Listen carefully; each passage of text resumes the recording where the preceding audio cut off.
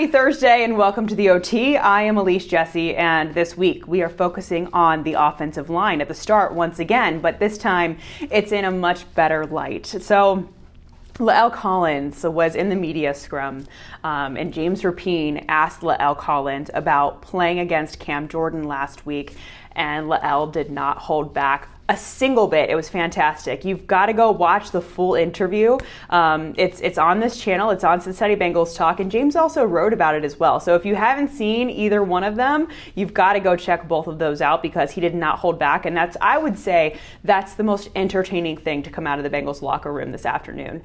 The other major thing that I really focused on was my conversation with Jonah Williams. I sat with him at his locker as he was putting that knee brace on his right knee, and it was just so baffling to me, his mental toughness to go back into the game in week 5 after dislocating his kneecap. When you think about other players around the league, for example, Max Mitchell with the Jets dislocated his knee and he was carted off the field. He missed multiple weeks. Jonah Williams is not even on the injury report this week. I mean, it's just insane to me that he can go back out there and yes, he might have some pain, but he battles through it. He did in week 5, and I was asking him, what his level of pain was that day. And he said that it was significant, but he still wanted to go out onto the field. And because he knows what his presence means for the offensive line, he wanted to go back out and see if he could compete, and he was able to do that.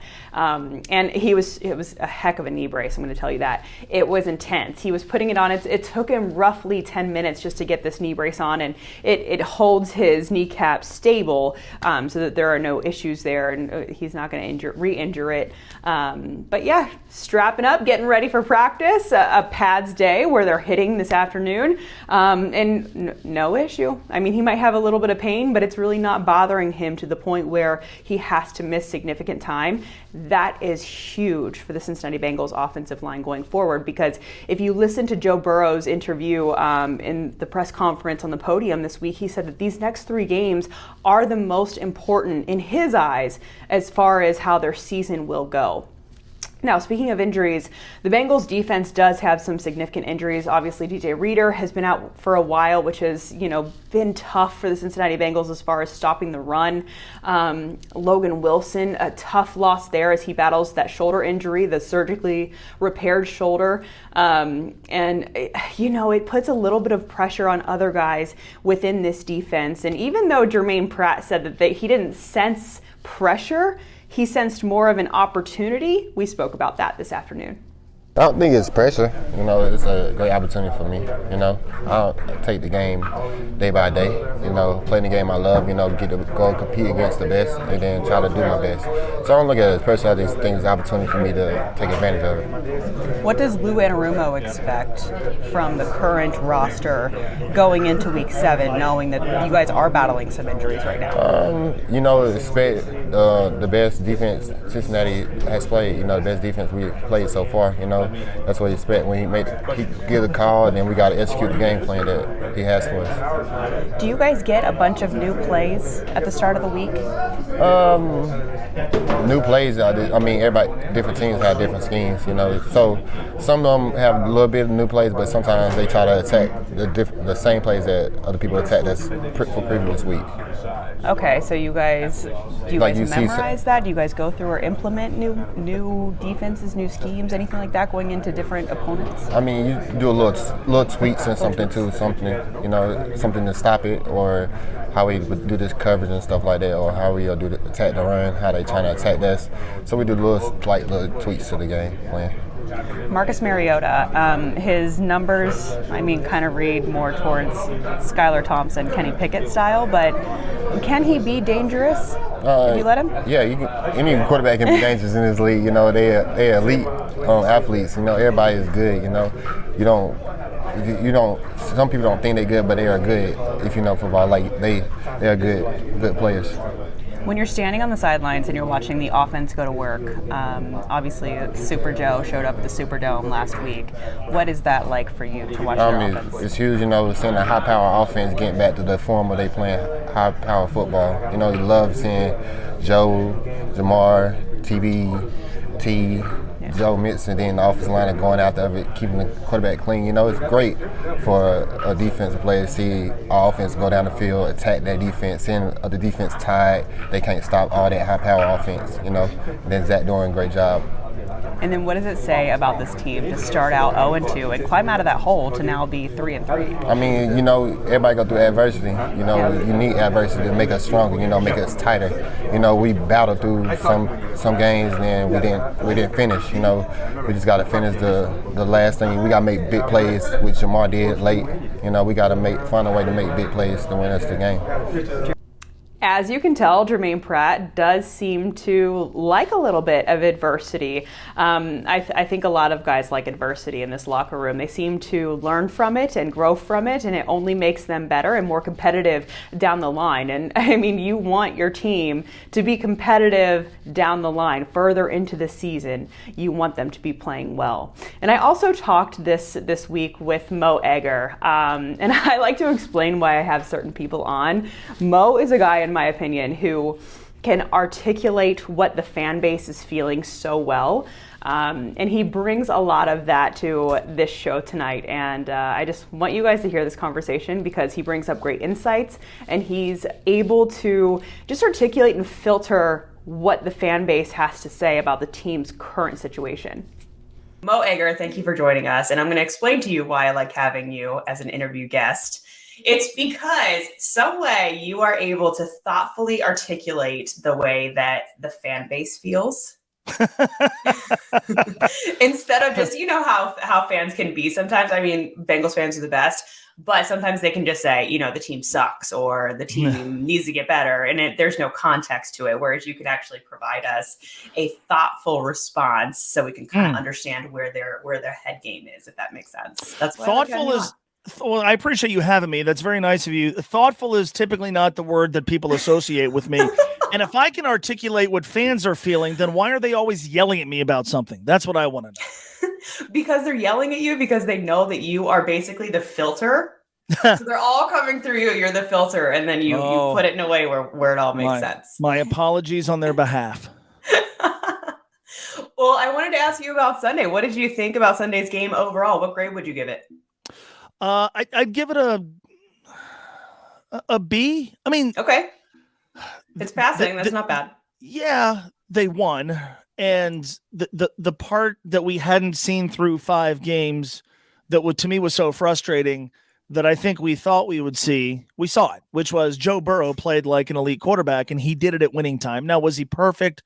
By no stretch of the imagination, but there was magic there. The third down run where he scampers for a 19-yard touchdown, the 3rd and 4 play where he gets out of like 2 different sacks right when you feel like the game is teetering on the brink, and he keeps the drive alive with a 3rd down throw. Obviously, the play to Jamar Chase. And so, you know, as much as through 5 games, we were spending all this time on play calling, and I certainly did, and talking about decision-making by the coaching staff. The reality is the quarterback play hadn't been to the level that we expect when you have a guy like Joe Burrow. And we spent a lot of time last week talking about why can't they get Jamar Chase going? They got Jamar Chase going. Now, they still continue this pattern of digging themselves 2-score holes in the first half. That's not sustainable. And I'm worried about the injury situation, given the fact that they got gashed on the ground and the next couple of teams they play are really good at running the football. But to go on the road and survive and win and to see your offense continue to trend upward, those are things I think if you're a Bengals fan, you have to be pretty excited about. Yeah, coming out of this game, I mean, every other game, I was not worried about the defense. I was more worried about the Bengals offensively. But now coming out of this game, I'm more worried about the Bengals defense simply because they allowed so many rushing yards to the Saints. DJ Reader is a big part of that. He's not playing right now. We don't know exactly when we'll get him back. And also Logan Wilson. I mean, he's been playing on fire. He's one of the stalwarts type of players out there. For the Cincinnati Bengals defensively, and now he's week to week with that shoulder injury. That makes me worry quite a bit, knowing that, you know, they have the Falcons ahead and then Monday Night Football with the Browns. Yeah, I mean, you know, a lot of us have been, you know, kind of targeting that Browns game as the first time that Reader's absence could really be felt. Well, if you look at how Atlanta wins, and they've been one of the more pleasant surprises around the league so far this year, much to the chagrin of people like me who want to see Des Ridder get a chance, they run the ball pretty effectively. and the Saints certainly did. And I was intrigued by the fact that New Orleans didn't use Taysom Hill to the degree that I thought they would, especially given the fact that Andy was without his top 3 wide receivers. And so I think Dennis Allen probably went to bed on Sunday night thinking, God, I should have used Taysom Hill more. But yeah, I mean, from DJ Reader to Logan Wilson, nothing against Trey Hendrickson, nothing against Sam Hubbard, nothing against anybody in the secondary, but to a degree, I think I would argue those are the 2 most important defensive players because of what DJ does at the line of scrimmage, occupying blockers, how good he is against the run, and Logan Wilson never comes off the field. And in this day and age, there simply aren't that many linebackers who are playing every down. It tends to be sort of a specialized position where you're playing the run, or you're going sideline to sideline, or you're covering the pass. Logan's done it all. And so nothing against the other linebackers they have, but when you're playing teams that are going to have to run the football against you, those are 2 absences. And then you add some of the other injuries on the interior of that defensive line. You know what? That's going to be problematic against an Atlanta team that kind of worked pretty easily a very good San Francisco defense on Sunday. Yeah, I mean, the fact that they beat the 49ers are a team that actually Sean Payton was just recently talking about. I think it was last week. He was talking about how he expects the 49ers to be competing for a Super Bowl at the end of the year. Mm-hmm. So I think that you can't overlook the Falcons because they just beat a very good quality football team, in my opinion. Yeah, I mean, and if you look at, they've lost to Tampa by 6, they've lost to LA by 4, and they should have beaten New Orleans week 1. Now, this Rams team doesn't look like the Rams team that won the Super Bowl, and the Tampa Bay Buccaneers have all sorts of issues. But boy, it feels like they've got the right coach. They've been competitive in every game. Heck, for those who pay attention to such things, they're 6-0 against the spread. They're this close to having a winning record, and unfortunately, what they seemingly do well right now doesn't mesh with what is becoming, I hate to say a weakness, but at least a little bit of a deficiency. I think the good news, though, is this. The Bengals offense is trending upward, and as frustrating as the Baltimore game was, they at least ran the football pretty well. The offensive line play was going in the right direction. All we were missing was elite Joe Burrow. On Sunday, I saw elite Joe Burrow. Yes. And if that continues, then I think this team is going to be okay. But yeah, the injuries are mounting on the defense, and the run defense on Sunday against New Orleans was, to say the least, suspect. And I really liked how you mentioned the offensive line play. I really liked how they played. They played with a bit of an edge, a bit of a nastiness about them. And in my opinion, they need to keep that consistency up because now they are dealing with a defensive coordinator in Dean Pease. I mean, he came out of retirement to help Arthur. And he's coached in a Super Bowl. He's coached in 2 Super Bowls, one with the Patriots in 2007 and then one with the Ravens in 2012. So you've got to expect that they are going to come with some fire defensively against the Cincinnati Bengals. Yes. I think from an offensive line perspective, look, you still see, Joe took a couple of sacks on consecutive plays on the drive in which they faced the 3rd and 27, and he was under pressure a couple of times and he got out of trouble. But I think when that happens, you go, okay, a guy missed a block, right? A guy missed a block, or maybe Joe Mixon or a back missed a blitz pickup or something like that. They don't look like they lack cohesion, which over the first couple of weeks, you kind of watched that group and said, boy, they haven't played together and it shows. Now, there are times just getting beat one-on-one. And I do worry about Grady Jarrett, who's the player who was called for the bogus roughing the passer penalty against Tom Brady. Him in the middle of that defensive line scares me a little bit. But yeah, the O-line play has been better. Joe Burrow, on average, coming into the New Orleans game, and I haven't looked at this since Sunday's game, but wasn't even in the top 10 of most pressured quarterbacks in the NFL. They're doing a better job of getting him a cleaner pocket. I think they could do a better job of moving the pocket, but that overall unit does seem to be moving in the right direction. And the fact that you got a full and complete game from Jonah Williams a week after he dislocated his kneecap, which that is insane, extraordinarily painful.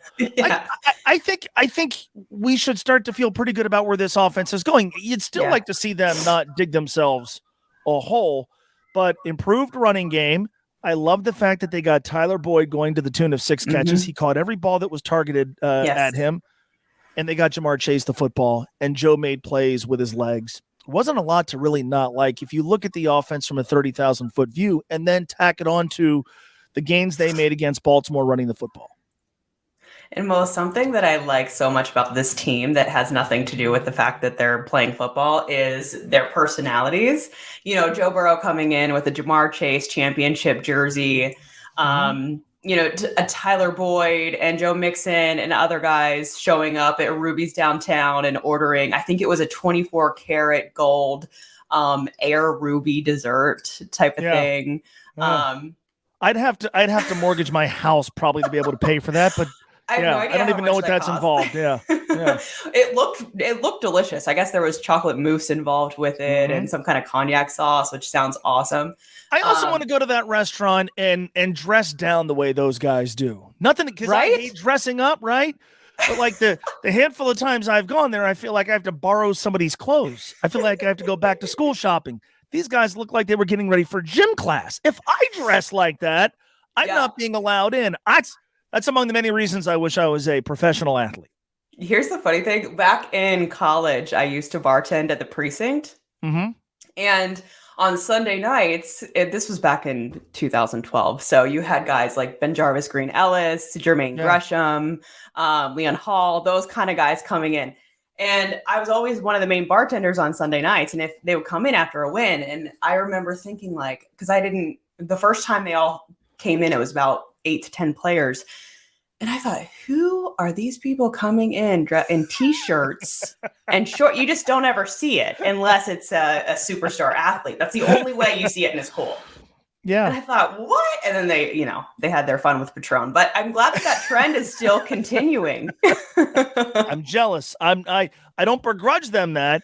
I'm jealous. I'm jealous of being able to dress like that. No, I like the personality of this team a lot. And you know, when we were watching Joe Burrow play at LSU and we were thinking, okay, the Bengals could get the number 1 overall pick, and then they clinched having the number 1 overall pick, you could watch him play and arrive at the conclusion, that's a guy I want to be the quarterback. But there was something about his confidence bordering on cockiness, his demeanor, the way he handled himself, that you thought, you know what, this team could use a dose of that. And I don't want to minimize what those other players bring to the table from a personality standpoint, because, you know, everybody's, you know, their own person, but it feels like it starts with that. It feels like it starts with Joe.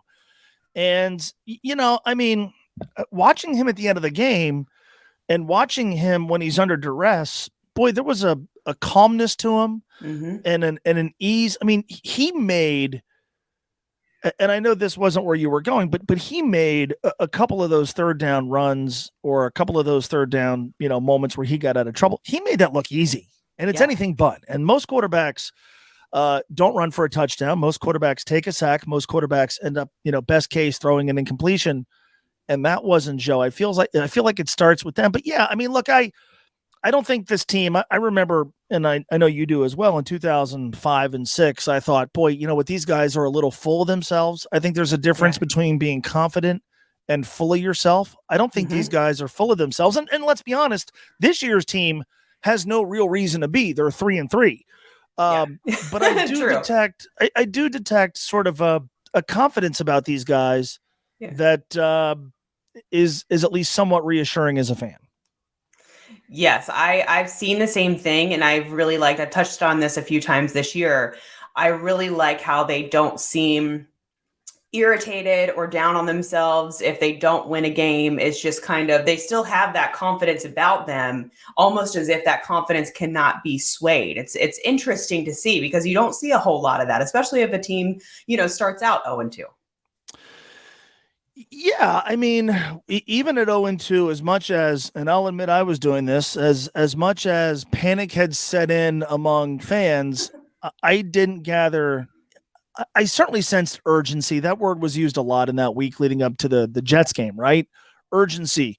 But I didn't detect panic. And again, I think that starts with Joe. I mean, he's certainly, when they've struggled, hasn't been dismissive of their struggles or even his own struggles playing better.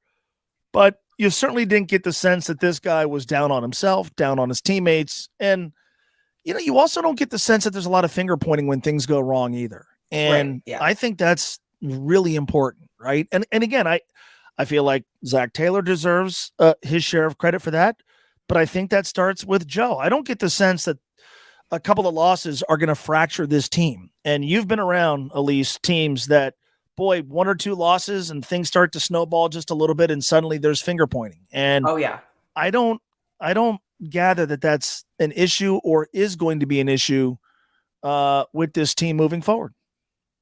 Yeah, I remember specific days. We'll go back even to the 2015, maybe 16 year. I don't remember if it was Nugent maybe or Bullock who missed the kick, but a certain defensive back walked into the locker room cussing him out for missing a kick, a game-winning field goal. So I do remember days like that. I remember thinking, oh my gosh, I hope this does not continue, because if this cussing continues, our interviews are going to be squashed, basically. Well, it's interesting because there was a stretch there, and I remember they played Pittsburgh in 2017.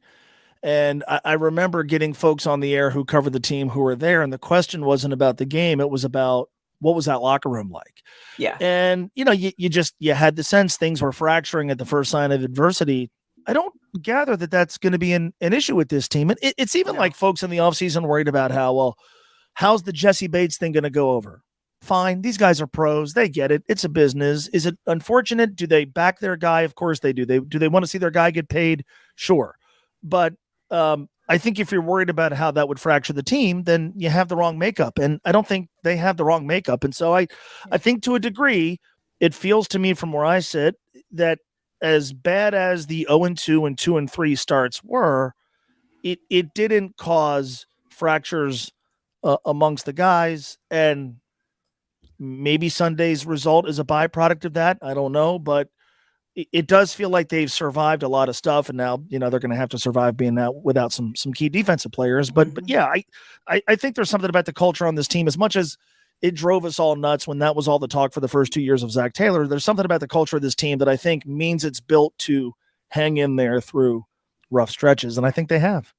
Yeah, definitely. I'm still trying to figure out I know it's Joe Burrow who starts everything with the mentality of this team.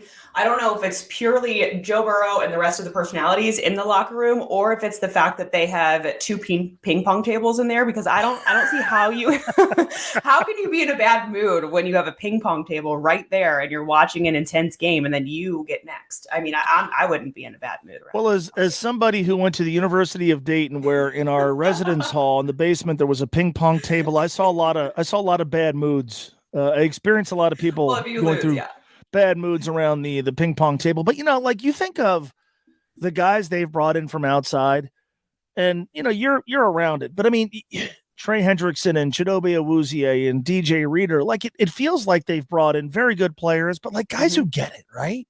Right. I mean, yeah, it's nice. Whenever the Bengals acquire a player from the outside, the first thing we do is, all right, well, let's call somebody who's covered that team. Let's find out about him.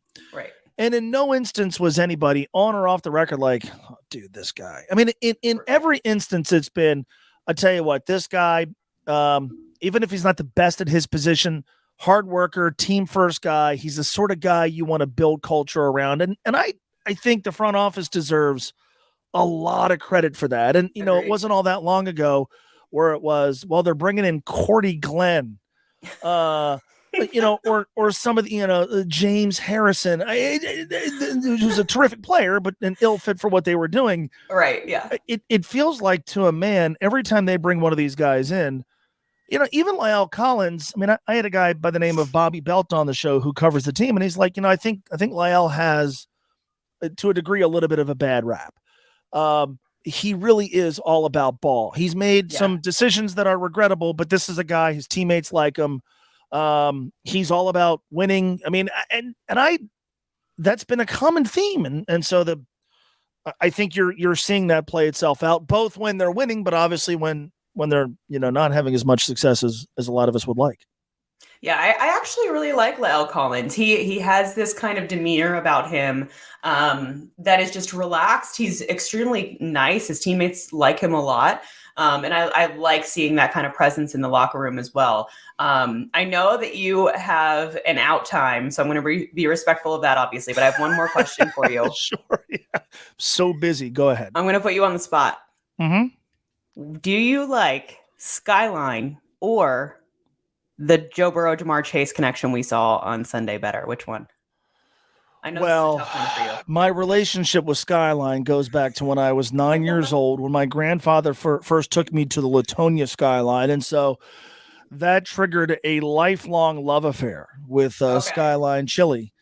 And, Skyline's never let me down, I mean, the first 5 games, Joe kind of let me down. I mean, Joe Burrow has a bad game. Jamar Chase has a bad game. Never had a bad meal at Skyline. So as much as I love Joe, as much as I love Jamar, as much as I hope to spend the next 8 to 10 years rooting for those guys, I mean, come on, Elise, I'm going Skyline, right? I'm going I was Skyline. honestly curious, but now when you said 9 years old, I'm thinking, oh, yeah, there's a history there. He's definitely going to go with Skyline for sure. I will never forget it. My grandfather took me. The Skyline in Latonia was next to a liquor store. Yes. And so my grandfather went to the liquor store and he took me to Skyline. So it worked out pretty well. We both got our fix. Did you ever go to Delhi Chili or Price Hill Chili? I've been to Price Hill Chili, yes. Okay. Been to Price Hill Chili. Been to the Golden Fleece Lounge. Price Hill Chili, yeah. Been to Price Hill Chili. I go and get the burger at Price Hill Chili. I've met some of the people in my neighborhood are big Elder football fans, and I don't necessarily go to the games with them, but they will post up at the Golden Fleece Lounge and I'll meet them for a drink. But Price Hill Chili is a good spot. I know. I agree. I need to eat Skyline at some point. I haven't in a while just because, after you have a kid, you're trying to get everything together. So you don't venture out to Skyline. But now I'm to a point where I can go eat a meal. Just Skyline. say when. Okay. I mean, I will never say no. I'll never say no to lunch with you, Elise, but I will never say no to Skyline. Your love for Skyline is all the way up here, and I love it. I'm all about it. You know what? We're doing this at 10, 11 in the morning, and now you've made me hungry for Skyline, and I haven't had breakfast yet. So, come on. Okay, well, I have had breakfast, but I might venture out and get some Skyline for lunch today. There you go. That might happen. You won't be sorry. Mo, you're the best. Thank you so much for coming on. I appreciate you always. Elise, thanks for having me. It was awesome. Thank you. Mo is always a fantastic guest. I always have so much fun talking to him. And speaking of the Bengals Falcons, week 7, Troy Anderson, a linebacker for the Falcons, mentioned to reporters that their main focus is stopping the run and being extremely physical. So the Cincinnati Bengals offense does have to prepare for something like that. You want to see the ground game, get big chunk plays. And it certainly opens up the offense when the run game gets going. The Falcons defense will be hyper-focused on stopping Joe Mixon on Sunday. It's a big game for the Cincinnati Bengals because, as Joe Burrow said earlier this week, these 3 games are going to be important in determining how their season goes. They've got the Falcons at home. They have the Browns on Monday Night Football. That's another road game. And then they have the Panthers at home. And that is the break at their bye. Of course, Joe Burrow would probably prefer to be 6-3 going into the bye. I think that gives the Cincinnati Bengals a lot of momentum going into that road game against the Steelers coming out of bye week. A lot of good stuff this week. We'll have more for you next week. Thanks for joining us.